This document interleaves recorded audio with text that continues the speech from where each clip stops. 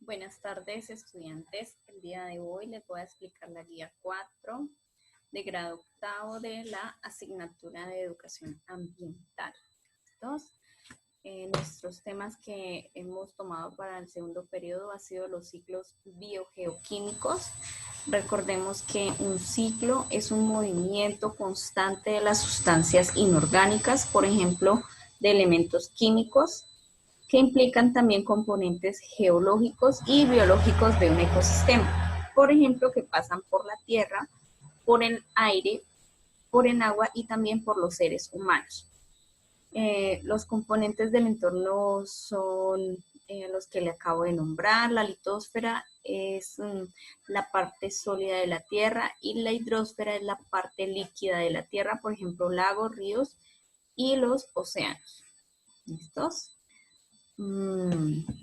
Les voy a explicar el ciclo del oxígeno. Bueno, entonces como vemos en la imagen, el ciclo del oxígeno se da por una serie de factores que están alterando el ecosistema. Estos, por ejemplo, también tiene relación con el ciclo del oxígeno, ya que estos átomos se encuentran frecuentemente combinados, como el dióxido de carbono. El oxígeno está presente en los carbohidratos y el agua, también como una molécula con dos átomos de hidrógeno.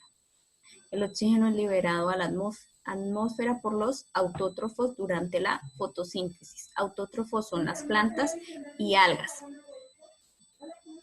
Además, también se queda en la atmósfera por medio de la respiración. ¿Listos? A los autótrofos les tomó más de 2 millones para que pudieran liberar el oxígeno de la atmósfera. ¿Listos? Otro ciclo es el ciclo del azufre. ¿Listos? Como vemos ahí, el ciclo del azufre. El azufre no se encuentra solo, siempre se encuentra como un compuesto, como sulfuros, sulfatos y sulfitos. Bueno, también se encuentran relacionados con factores vivos y factores geológicos. Es un ciclo que consiste en el paso de diversas formas a través de la naturaleza, como les decía, sulfitos, sulfatos y sulfuros. Se le conoce como un ciclo químicamente complejo, ya que a su paso por el suelo, el agua y los ecosistemas, el azufre pasa por diferentes estados de oxidación. La oxidación se produce cuando una sustancia se combina con el oxígeno.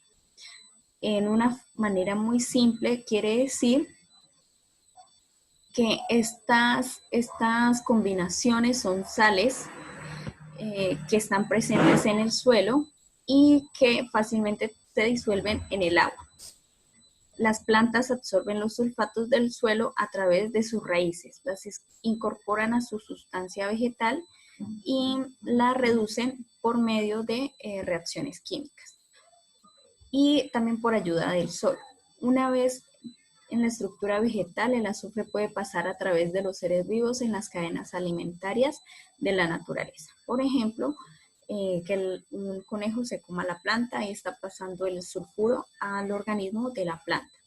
Luego, como el conejo ya tiene el sulfuro que se comió de la planta, un águila puede ser, se come este conejo y también está obteniendo este sulfuro que puede recorrer de manera cíclica por diferentes organismos vivos.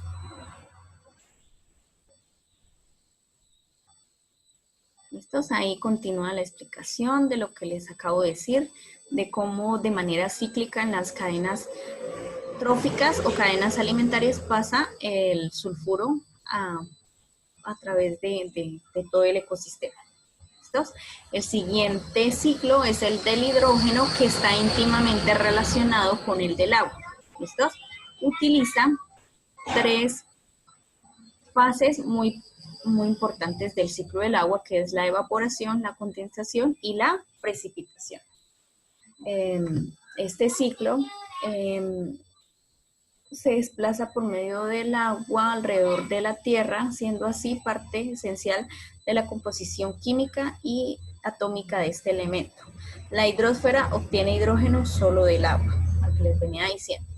Elemento formado exclusivamente por la combinación del oxígeno e hidrógeno. Durante la síntesis fotográfica, quiere decir durante la reacción de las nubes al traspasar los rayos del sol, el hidrógeno se produce por la disociación del agua que forma glucosa después de peinar con dióxido de carbono. Entonces ahí lo que les decía es la separación del hidrógeno y el oxígeno que está en una nube, que está en el agua de una nube, por el paso de los rayos solares. ¿Listos? Ahí luego siguen las fases importantes del ciclo del hidrógeno, que es la evaporación, la condensación y transpiración. Estas las leen para que repasen y recuerden cómo son estas fases.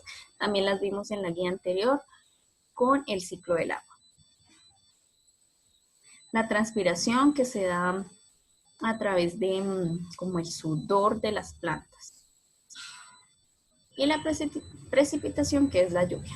Bueno, en la aplicación de conocimientos tenemos una lectura que se llama Contaminación de los ciclos biogeoquímicos y quiere decir cómo el accidente nuclear de Chernobyl, ocurrido en 1986, ha producido una cantidad de material radiactivo, el cual se está llevando a través del viento y a través de los años a los diferentes lugares de la Tierra que han contaminado toda la Tierra. Tristemente toda la Tierra está contaminada por este material radiactivo y ha generado una serie de mutaciones en los animales y también ha producido en algunos lugares mayor esterilidad o fertilidad de los suelos. Bueno, entonces, ¿qué van a hacer con esta lectura? Ya saben, primero la van a entender, luego van a escribir la enseñanza de la lectura y van a representar con gráficos o dibujos el accidente nuclear de Chernobyl. Bueno, en el segundo punto dice, recreemos el ciclo del agua. Es un experimento que ustedes van a realizar con esos materiales. Es muy sencillo. Si de pronto no tienen colorante, les escribí que pueden hacerlo con frutiño o color de cocina, ¿no? Lo dejan al calor, lo dejan la moneda y se van a dar cuenta cómo ocurre el ciclo del agua. Entonces van a hacer todo ese experimento y luego van a contestar esas preguntas. Además, van a hacer su aporte personal de lo que les pareció ese experimento. Por último, viene el cuestionario. Son 2 preguntas relacionadas con el ciclo, con los ciclos biogeoquímicos, y al tercer punto su autoevaluación de 1 a 10 y me tienen que justificar por qué esa nota. Bueno, según su trabajo, según todo lo realizado.